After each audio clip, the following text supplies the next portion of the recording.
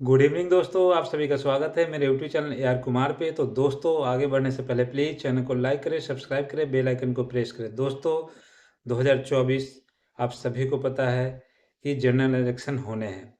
दोस्तों, एक तरफ बीजेपी बोल रही है कि हम 400 सीट लेकर आएंगे इस बार और तीसरी बार प्रधानमंत्री मोदी बनेंगे। दोस्तों, और वहीं जो भी विपक्षी पार्टियां हैं वो कह रहे हैं कि हम मोदी जी को नहीं आने देंगे।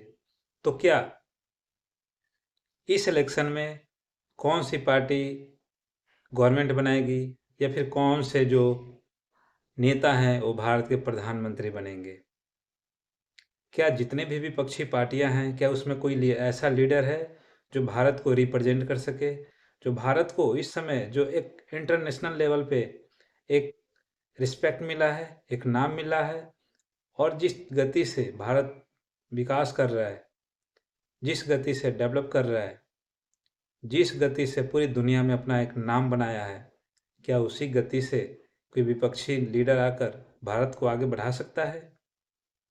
सोचने वाली बात है, क्योंकि भारत 75 सालों में बहुत कुछ झेला है और इस समय भारत का जो कंडीशन है बहुत ही अच्छा है। भारत सही रास्ते पे चल रहा है और हम नहीं चाहेंगे कि भारत जिस गति से आगे बढ़ रहा है उस रास्ते से थोड़ा सा भी डगमगाए, क्योंकि हमारे देश के अंदर बहुत सी कमियां हैं, लेकिन उन कमियों को भी हमें पूरा करना है, उन खामियों को भी पूरा करना है, क्योंकि हमारा देश तरक्की करेगा, विकास करेगा, विकसित होगा, तभी हम सभी लोगों का विकास होगा, तभी हम सब विकसित होंगे या फिर हम तभी आगे बढ़ सकेंगे। दोस्तों, जिस तरीके से विपक्षी पार्टियां बीजेपी को घेरने के लिए अपना गुट बना रहे हैं, संगठन बना रहे हैं, क्या वो पार्टियां बीजेपी को हरा पाएगी? लेकिन दोस्तों, यदि मोदी जी के 2 टर्म हो चुके हैं, फर्स्ट टर्म में देखा जाए तो उनमें उन्होंने काफ़ी चीज़ें, जितनी भी दूसरे कंट्री है, जो भी इंटरनेशनल कंट्री है, सभी कंट्री का उन्होंने दौरा किया। लेकिन उस समय किसी को ये समझ में नहीं आया कि मोदी जी इतना विदेश यात्रा क्यों कर रहे हैं, कारण क्या है? उन्होंने बहुत सारे देशों का दौरा किया, लेकिन उस समय किसी को ये चीज़ समझ में नहीं आया। दोस्तों, जब वो सेकंड टर्म में आए तो किस तरीके से उन्होंने पूरी दुनिया में भारत को इस तरीके से रखा कि आज दुनिया भारत को सलूट कर रही है। दुनिया भारत को अपना एक लोहा मान रही है कि हाँ, भारत भी कुछ है अब। भारत भी दुनिया को टक्कर दे सकता है। यानी कि कोई भी चीज़ हम करते हैं तो इतनी आसानी से नहीं हो पाता है, और किसी भी चीज़ को हम करते हैं तो उसका रिजल्ट अचानक नहीं आता है, उसका रिजल्ट हमें बाद में ही मिलता है। सपोज़ कीजिए आपने कोई पौधा लगाया तो हमें फल इतना आराम से, इतना आसानी से नहीं मिलने वाला है। पहले हम उस पौधे को पानी देंगे, खाद देंगे, पौधा बड़ा होगा, बड़े होने के बाद फिर उसके फल लगेंगे, फल लगेगा तो फिर पकेगा, तब जाके कहीं आपको फल मिलेगा। तो उसका रिजल्ट काफ़ी देर में मिलता है। तो दोस्तों, जिस तरीके से मोदी जी ने फर्स्ट टर्म में उन्होंने विदेशों का दौरा किया, लोग क्रिटिसाइज़ करते थे कि ये इतना विदेशों का दौरा क्यों कर रहे हैं? गवर्नमेंट का पैसा बर्बाद हो रहा है, सरकार का पैसा बर्बाद हो रहा है, आम पब्लिक का पैसा बर्बाद हो रहा है। लेकिन सेकंड टर्म में उन्होंने ये दिखा दिया कि किस लिए भारत के जो प्रधानमंत्री उस समय थे विदेशों का दौरा कर रहे थे, और उसका रिजल्ट अब हमें देखने को मिला है सेकंड टर्म में। जिस तरीके से दुनिया में उन्होंने भारत को एक नाम दिया है, भारत जिस गति से विकास किया है, भारत जिस तरीके से आगे बढ़ रहा है, भारत आत्मनिर्भर बन चुका है। बहुत सी चीज़ों में भारत आत्मनिर्भर बन चुका है और बहुत सी चीज़ें ऐसे हैं जिस पे हमें आत्मनिर्भर बनना है। उसके लिए मोदी जी ने बहुत से काम किए हैं, जिससे कि हमारा देश बहुत ही तेज़ गति से आगे बढ़ रहा है।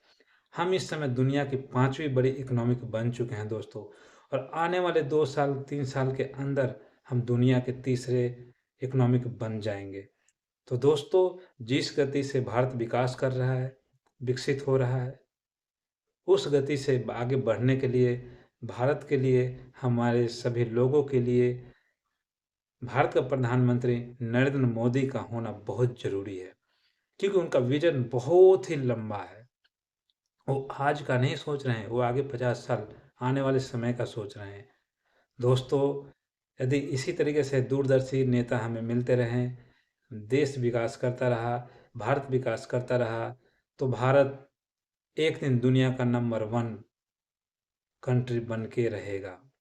और उस समय दोस्तों, हम इंडियन, हम भारतीय कितने गर्व से ये कहेंगे कि हम इंडियन हैं, हम भारतीय हैं। दोस्तों, वो कैसा माहौल होगा आप महसूस कर सकते हैं, क्योंकि अभी जिस गति से भारत ने विकास किया है, इसी समय पूरे दुनिया में भारत की वाहवाही हो रही है। पूरे दुनिया में भारत को एक बहुत ही अच्छे कंट्री के रूप में, एक विकसित कंट्री के तरफ देख रहे हैं कि एक विकसित कंट्री की तरफ भारत आगे बढ़ रहा है। तो दोस्तों, जो भारत विकास कर रहा है, अभी जिस गति से कर रहा है, हम उम्मीद करते हैं कि आने वाले समय में भी भारत इसी तरीके से विकास करता रहेगा। लेकिन दोस्तों, उसके लिए हमें भारत का एक बहुत ही मजबूत लीडर होना बहुत ज़रूरी है, और इसके लिए जो मोदी जी हैं, वो सबसे बेस्ट ऑप्शन है हमारे लिए। तो दोस्तों, 2024 का जो इलेक्शन होने वाला है, उसमें कोई पार्टी ऐसा लग नहीं रहा है कि इनको हरा पाएगी, और पूर्ण बहुमत से मोदी जी सरकार बनाएंगे और भारत को बहुत ही तेज़ी से आगे बढ़ाएंगे और दुनिया का सबसे तीसरा इकोनॉमिकल पावर बनाएंगे। दोस्तों, 2024 का जो इलेक्शन है, मोस्टली जिस तरीके से मोदी जी ने काम किया है, उनका जीतना बहुत ही ज़रूरी है, और उनको जीतने से कोई रोक भी नहीं सकता है दोस्तों, क्योंकि उन्होंने काम किया है देश के लिए। तो उनको कोई भी पार्टियां नहीं हरा पाएगी। और एक बार फिर तीसरे टर्म में मोदी जी ने बोल भी दिया है कि हम तीसरी बार आ रहे हैं, एक बहुत मजबूत नींव रखेंगे देश के लिए। तो दोस्तों, वाकई में वो तीसरी बार पीएम बनेंगे। उनको पीएम बनने से कोई भी पार्टी नहीं रोक सकती है।